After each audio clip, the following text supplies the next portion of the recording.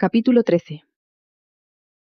Patrick observó la facilidad con que William montaba a caballo, y comprendió que él no era un jinete. Sabía montar, pero no tenía el don que tenían otros. Sobre todo porque había pasado más tiempo en los barcos que a lomos de las temperamentales bestias. Aún así, al menos podía defenderse. Dado que estaban solos, era tan buen momento como cualquier otro para ver qué información podía sacarle. ¿Hay buena caza en la finca?, preguntó de forma despreocupada. William frunció el ceño. Por supuesto que la hay. He trabajado mucho con el capataz para asegurarlo. Quizá podríamos organizar una cacería. Patrick lanzó la sugerencia, pensando que le daría la oportunidad de calibrar la puntería de William. Yo no cazo, replicó el hombre con una mueca de desagrado. Perros malolientes y ruidosos corriendo de aquí para allá, armando jaleo y desorden. Nunca me ha gustado. Eso se lo dejo al capataz y a su ayudante. Si quieres cazar, tendrás que hablar con ellos. Lo haré, aceptó.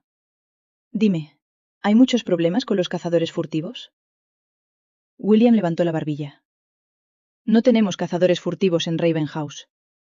Siempre me he tomado muy en serio mis responsabilidades, y eso significa asegurarme de que todos los aspectos de la finca se cuidan a la perfección. No me gusta lo que insinúas. Patrick se dio cuenta de que el enfado de William provenía de pensar que se estaban cuestionando sus habilidades de gestión, más que de cualquier acusación de intento de asesinato. Detuvo su caballo y se enfrentó directamente a él. Anoche me dispararon en la finca, justo cuando subía con mi caballo por el camino. Si no fue un cazador furtivo, fue algo mucho más siniestro. William no parecía conmocionado, pero estaba claro que entendía por dónde había ido la línea del interrogatorio. Si alguien te quisiera muerto, no sería tan tonto como para meterte una bala de pistola en un camino a oscuras. Simplemente te retaría a un duelo en el campo del honor y te despacharía inmediatamente. Además, si hubiera intentado dispararte, hoy no estaríamos teniendo esta conversación. Puede que no sea cazador, pero tengo una puntería más que buena. William no estaba molesto en absoluto por haber sido acusado de ser un criminal. Le ofendía que lo acusaran de hacerlo mal. Aquella actitud lo convenció para descartar a William, al menos de aquel intento de asesinato. Tenía que preguntar, justificó. Y por si sirve de algo, te creo. Pero hay otras cuestiones en juego. El casi ahogamiento de Phoebe no fue un accidente, y ella es la única que puede verificar mis afirmaciones. ¿Entiendes por qué eso te convierte en el principal sospechoso? La mirada de William era gélida. Lo entiendo, pero no por ello me siento menos insultado. ¿Quién más sale ganando, William? Si no eres tú, solo hay otro. Y sé demasiado poco de él para aventurar siquiera una conjetura. Para que conste, de vosotros dos, parece menos probable que sea un villano. Pasé la mayor parte de la noche revisando los libros de cuentas de la última década. Y he encontrado algunas discrepancias interesantes. Pienso escarbar hasta encontrar la verdad.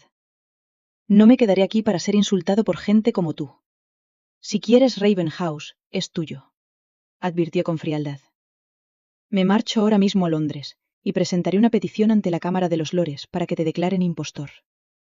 Haré que Lady Marion sea declarada loca, como debía haber hecho hace años.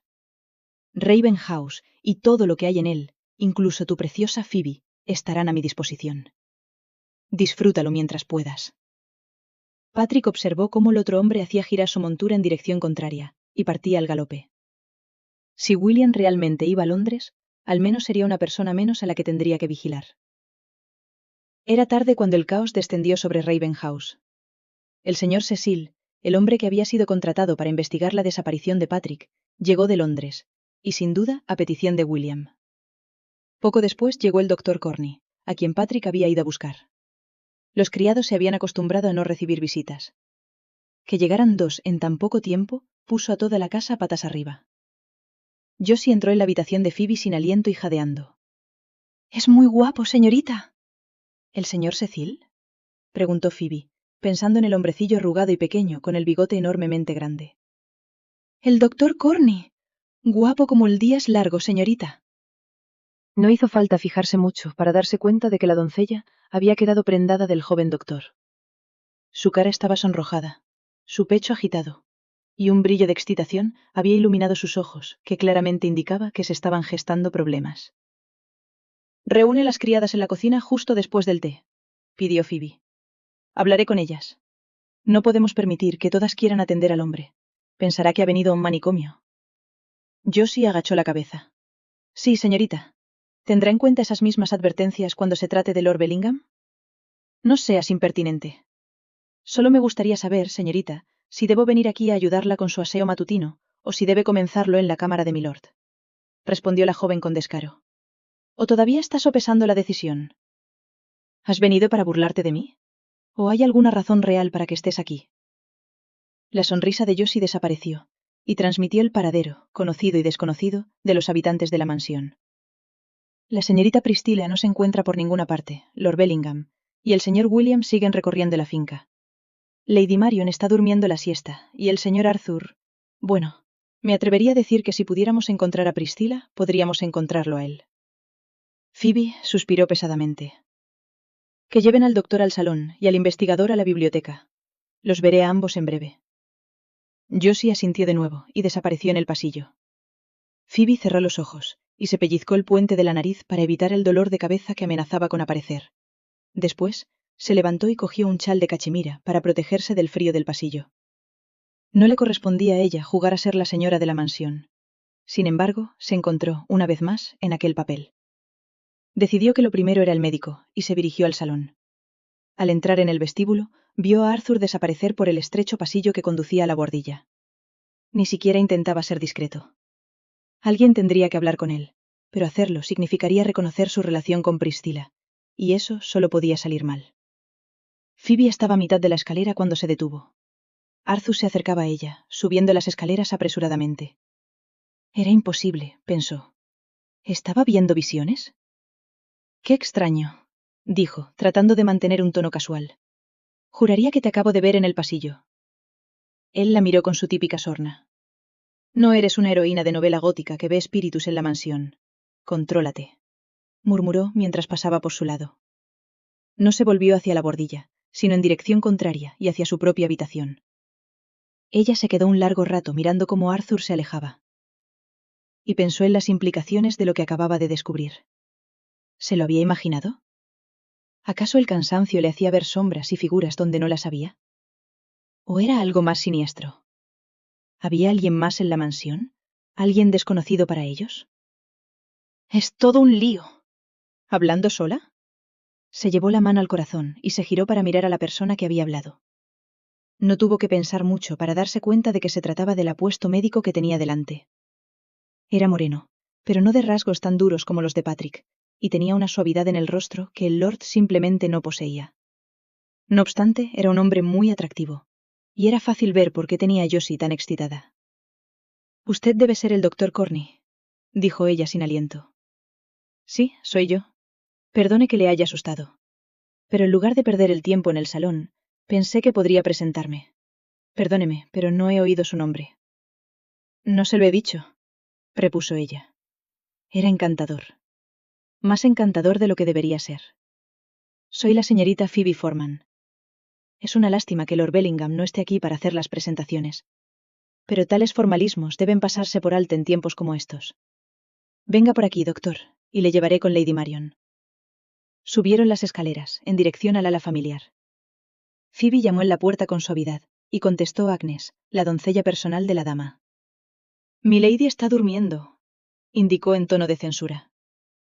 Ella forzó una sonrisa al enfrentarse a aquel verdadero dragón de mujer. «Agnes, él es el doctor Corney. Ha venido de York a petición de Lord Bellingham para tratar a Lady Marion». «¿Y despertarla del reposo que necesita es un tratamiento adecuado?», preguntó la criada. Phoebe no deseaba entablar batalla con ella delante de un invitado, pero no le dejaba otra opción. Debo recordarle que Lord Bellingham es su señor y desea que Lady Marion sea examinada por el doctor Corney. Cuando eso ocurra, esa decisión del doctor Corney y de milady, no de usted. Ahora hágase a un lado, o tendré que hablar con Lord Bellingham al respecto. La doncella se irguió. Sus anchos hombros se echaron hacia atrás mientras levantaba la cabeza. Será culpa suya si tiene una recaída por molestarla de esta manera. Sí, sin duda, aceptó Phoebe con rapidez. Quédese para ayudar al doctor en todo lo que necesite. Y me refiero a todo, Agnes. No intente interferir en su trabajo. Debo bajar a saludar al señor Cecil. Dejando al médico para que atendiera a Lady Marion, bajó apresuradamente por la escalera hasta la biblioteca, donde esperaba el investigador. Era un hombre pequeño, de cabello ralo y modales toscos, que parecía sentirse incómodo en la gran sala repleta de libros. Siento mucho haberle hecho esperar, señor Cecil. Me temo que Lady Marion no se encuentra bien. Su nuevo médico acababa de llegar, y he tenido que llevarlo a su habitación, explicó, esforzándose por mostrarse amistosa, a pesar de que aquel hombre la inquietaba. No tenía ni idea de dónde demonios lo había desenterrado William, pero había algo criminal en él. No se preocupe, señorita, dijo, pero su tono y sus palabras no coincidían. Sus ojos se movieron rápidamente, observando cada rincón de la habitación. ¿Está el señor William Bellingham? Me atrevería a decir que es a él a quien tengo que ver. Phoebe negó con la cabeza. Aquel hombre le erizaba la piel desde que lo conoció. William había insistido en que no solo era un investigador capaz, sino uno de los mejores, pero a ella le parecía más un criminal que otra cosa. No, señor Cecil. William está fuera recorriendo la finca. Supongo que le habrá avisado del inesperado regreso de Lord Bellingham. La expresión del investigador se endureció. Disculpe, señorita, pero yo no me apresuraría a otorgarle tal título todavía. Este tipo de gente se aprovecha de la bondad de personas como Lady Marion. La pena puede hacer que un cuerpo haga y crea cosas muy extrañas, señorita. Le aseguro, señor Cecil, dijo Phoebe con firmeza, que hemos tomado las medidas necesarias para confirmar su identidad. No tengo ninguna duda de que es Lord Bellingham, y Lady Marion también está plenamente convencida. No hace falta que le diga lo perjudicial que podría ser para su salud que usted lanzara tales calumnias. Inclinó la cabeza, y aunque el gesto podría haber sido de deferencia, había algo en su expresión que lo desmentía. No pretendía ofenderla, señorita. Mis disculpas. ¿Le apetece un té, señor Cecil? Ella no quería entrar en otra conversación con él, debatiendo los méritos de aceptar a Patrick en su palabra, o desafiar aún más sus afirmaciones. Era muy posible que dijera algo que perjudicara su caso, y eso era lo último que quería hacer. Un té sería estupendo, señorita. Gracias, respondió el investigador. Déjeme informar al mayordomo.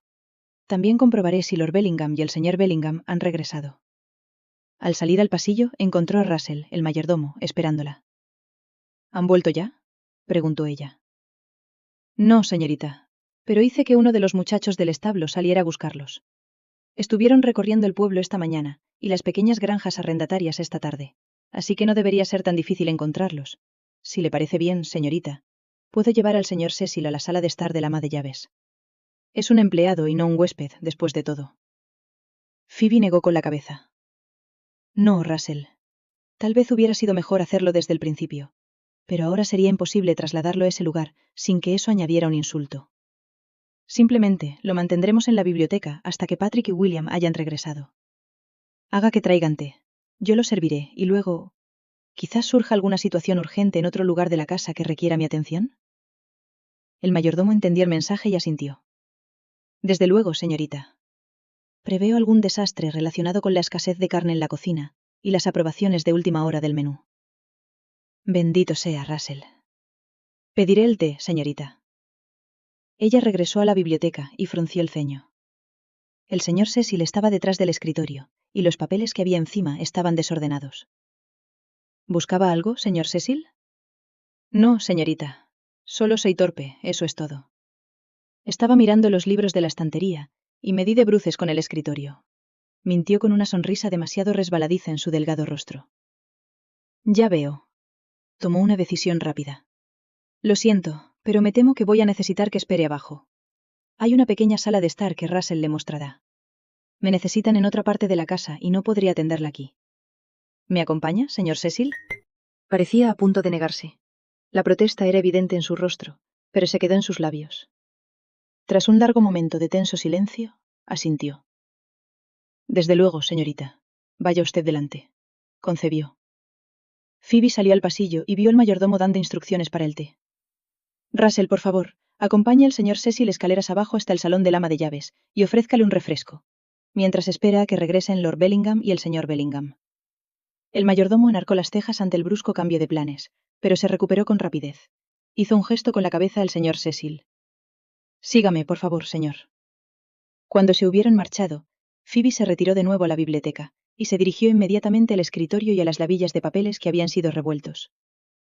Los revisó uno por uno, pero no había nada que justificara el fisgoneo del investigador.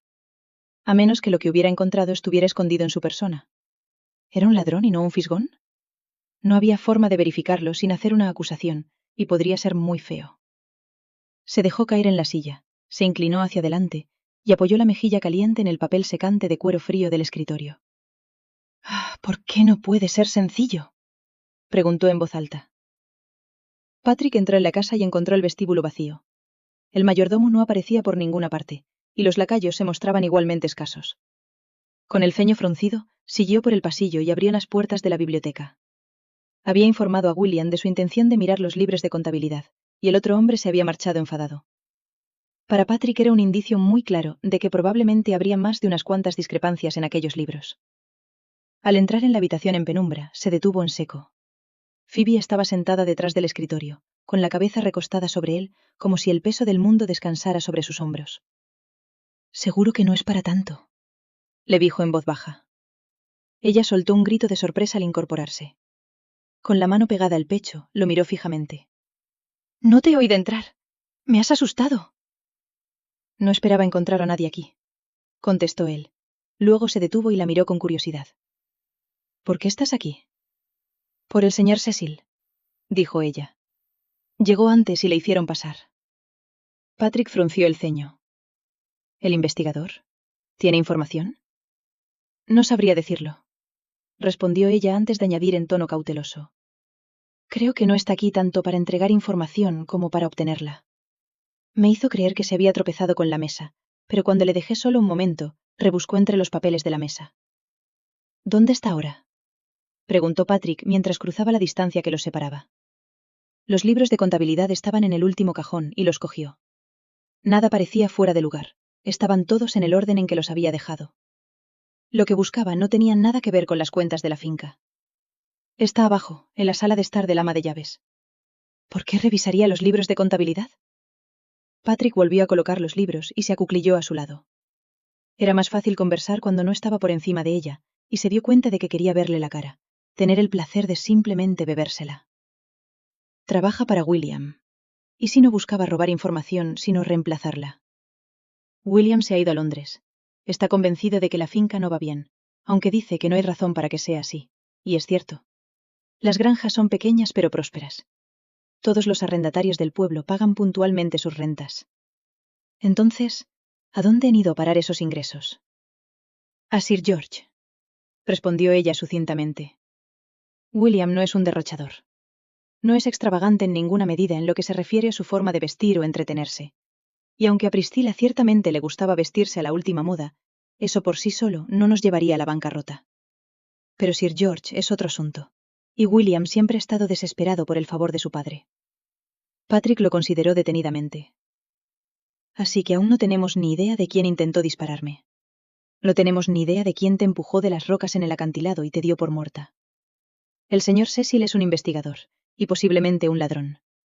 Falta una cantidad significativa de dinero de las arcas familiares, y parece que William puede estar desviando fondos a su despilfarrador padre. Y Arthur aparentemente se acuesta con la esposa de William. ¿Eso lo cubre todo?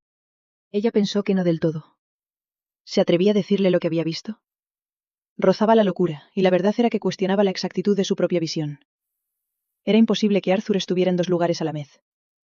En lugar de eso, dijo en voz baja. ¿No es suficiente? Patrick se pellizcó el puente de la nariz. Como si todo aquello no bastara para hacerle desear correr ansiosamente de vuelta a la rigurosa vida de marinero. Tienes toda la razón, por supuesto. Pero hay una buena noticia. Tu amigo, el doctor Corney, ha llegado. Sonrió. Está atendiendo a Lady Marion.